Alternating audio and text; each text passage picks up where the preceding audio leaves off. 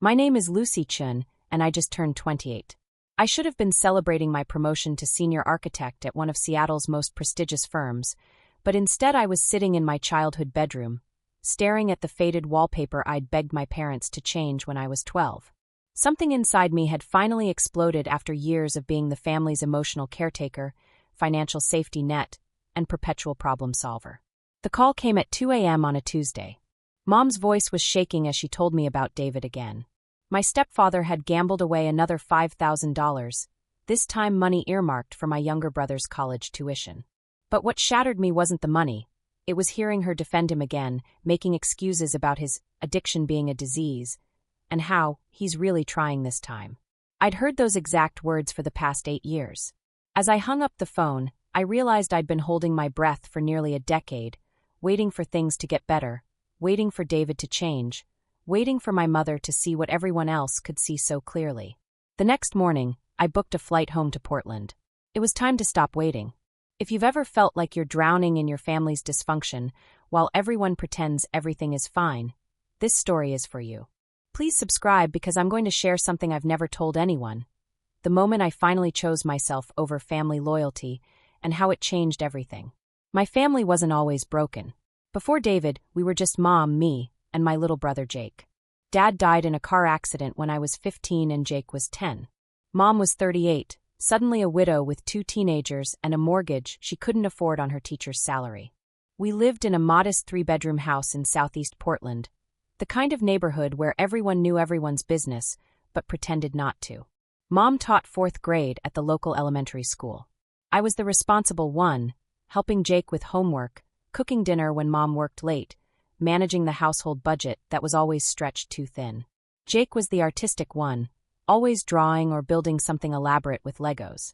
He looked up to me like I had all the answers, which made me feel both proud and terrified. After Dad died, Jake started having nightmares and his grades slipped. I'd find myself sitting on his bedroom floor at midnight, reading him stories until he fell asleep. Everything changed when Mom met David at a grief support group 2 years after Dad's death. He was charming, funny, and seemed to genuinely care about Jake and me. He'd bring us small gifts, attend Jake's school plays, and make Mom laugh in a way I hadn't heard since before Dad got sick. For the first time in years, our house felt like a home again. David moved in 6 months later, and they married the following spring. I was 17 and cautiously optimistic. Jake, now 13, was desperate for a father figure and latched onto David immediately. We finally felt like a complete family again. The first red flag appeared during my senior year of high school. I came home to find Mom crying at the kitchen table, surrounded by credit card statements and bank notices. David had taken cash advances on 3 different cards to invest in his friend's business opportunity. The business was a scam, and we were suddenly $8,000 in debt. David apologized profusely, promised it would never happen again, and got a second job delivering pizza on weekends to help pay it back. Mom forgave him, and honestly, so did Jake and I. People make mistakes, right? Besides, he seemed genuinely remorseful and was working hard to fix it. But fixing it meant I couldn't take the scholarship to study architecture at Portland State.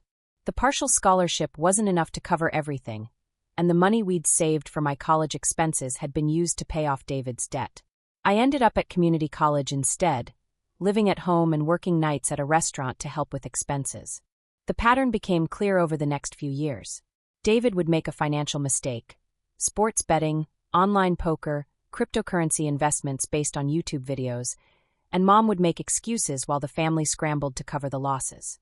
Each time, he'd promised to change, and each time, Mom would believe him. By the time I was 21, I'd transferred to Portland State, but was working 30 hours a week to pay for school. Jake had stopped asking about college prep courses because we all knew the money wasn't there.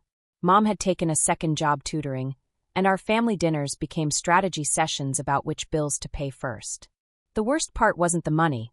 It was watching Mom transform from the strong, independent woman who'd held our family together after Dad's death into someone who made excuses for a man who kept betraying her trust.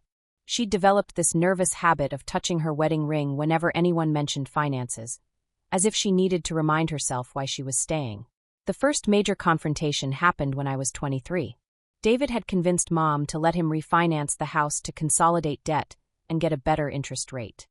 What he didn't tell her was that he'd also taken out an additional $20,000 as cash, which he promptly lost in a disastrous attempt at day trading. I found out when Mom called me at work, sobbing. The mortgage payment had doubled, and they were already 2 months behind. I spent my lunch break calling the bank, trying to understand what had happened. The loan officer was sympathetic but clear. They were headed for foreclosure unless they could catch up on payments immediately. That night, Jake and I sat at the kitchen table with our bank statements spread out like battle plans. I had $12,000 in savings that I'd been accumulating for a down payment on my own apartment.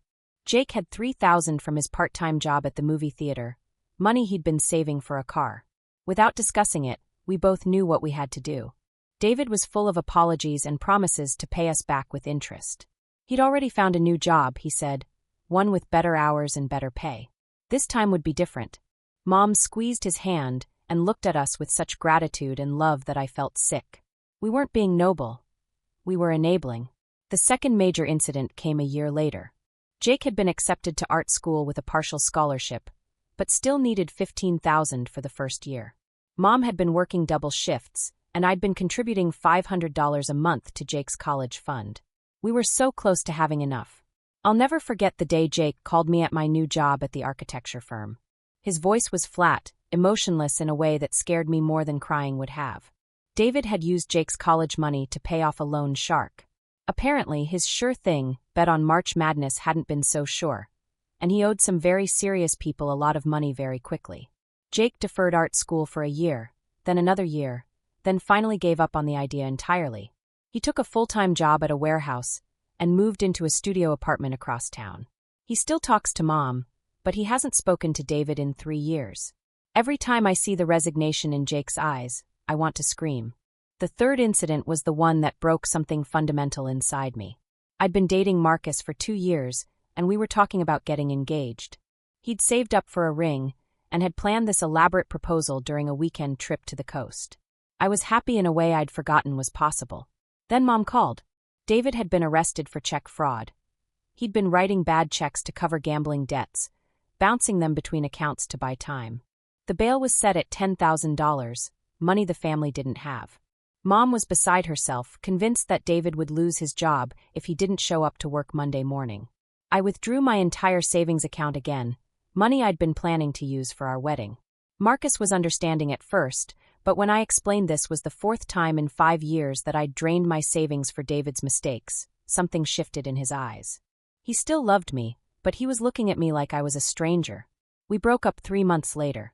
Not because of the money, but because he couldn't understand why I kept choosing a family that was destroying itself over a future with him. "You're not helping them," he said during our last fight. "You're just making it easier for them to stay broken." The call came at 2 a.m. on a Tuesday in March. I'd been promoted to senior architect just a week before, finally feeling like my career was on track despite all the setbacks. Mom's voice was shaking as she explained that David had gambled away Jake's college fund again, the money we'd spent 2 years rebuilding after the last disaster. But this time was different.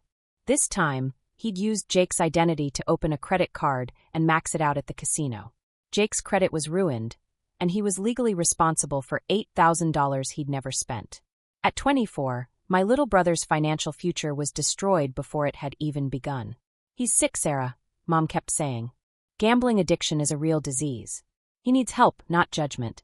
The family therapist says we need to approach this with compassion and understanding." Something inside me snapped. I heard my own voice, cold and steady in a way that surprised me. "He knew what he was doing, and so did you." The silence stretched between us for what felt like hours. Then Mom started crying. Not the gentle tears of disappointment, but the ugly, wrenching sobs of someone whose entire worldview was crumbling. "How can you say that?" she whispered. "He's your stepfather. He loves this family." "No, Mom. He loves having a family that will clean up his messes without consequences. And you love having someone to save more than you love protecting your actual children." I hung up the phone and sat in my dark apartment shaking. For the first time in 8 years, I felt completely, utterly alone. But I also felt something else, relief. The truth was finally out there, ugly and sharp-edged but undeniably real. The next morning I called Jake. He'd been expecting my call. He'd learned years ago that Mom's crisis calls usually meant I'd swoop in to fix things. But this time, I had a different conversation in mind. I'm not giving them any more money, I said without preamble. Jake was quiet for a long moment. Good, he finally said. I was wondering when you'd figure that out. We talked for 3 hours, maybe the longest conversation we'd had since we were kids. Jake had been watching the family dynamics with the clear eyes of someone who'd already emotionally detached. He'd been waiting for me to stop playing the rescuer role, but hadn't known how to tell me without seeming ungrateful for all the times I'd helped. Together, we developed a plan. No more financial assistance for David's mistakes. No more covering for Mom's enabling. No more pretending that love meant sacrificing our futures for someone else's poor choices. The family's reaction was swift and predictable. Mom called repeatedly, alternating between guilt-tripping and anger. David sent long text messages about how disappointed he was in our selfishness and lack of family loyalty. Extended family members who'd heard Mom's version of events called to express their concern about our abandonment of family during a crisis. But something unexpected happened too. Jake started talking about going back to school, maybe taking some art classes at the community college. I began seeing a therapist to understand why I'd spent so many years confusing self-sacrifice with love. 6 months after our confrontation, Mom and David separated. Without the family safety net constantly available, David's gambling addiction caught up with him in ways that couldn't be ignored or explained away. Mom finally saw the pattern clearly when she was the only one left to face the consequences. Mom moved into a small apartment and started attending Al-Anon meetings. It took her several months to speak to Jake and me without trying to make us feel guilty for our boundaries, but gradually she began to understand that our love hadn't disappeared. It just wasn't unconditional anymore. David completed a gambling addiction program and found steady work as a mechanic. He pays Mom back $25 a month toward the debts he accumulated, which at the current rate will take him approximately 16 years to repay. They have dinner together occasionally, but Mom has learned to say no when he asks for favors. Jake enrolled in online art classes and discovered he has a talent for digital design. He's building a portfolio while working full-time, and he talks about his future with hope instead of resignation. Most importantly, he learned that family loyalty doesn't mean accepting abuse or negligence. I've been in therapy for a year now, learning to distinguish between helping and enabling, between love and codependency. I'm dating someone new, a kind, stable man who admires my commitment to family but doesn't expect me to sacrifice my well-being for it. Our family gatherings are smaller now, but they're honest. We don't pretend problems don't exist, and we don't expect anyone to fix everyone else's mistakes. Love, we've learned, sometimes means letting people face the consequences of their choices. Today, Jake sent me a photo of his latest digital artwork, a complex piece featuring fractured family portraits that slowly heal and come together in a new configuration. It's beautiful and heartbreaking and hopeful all at once. Mom is learning to be alone without being lonely, to be strong without being controlling.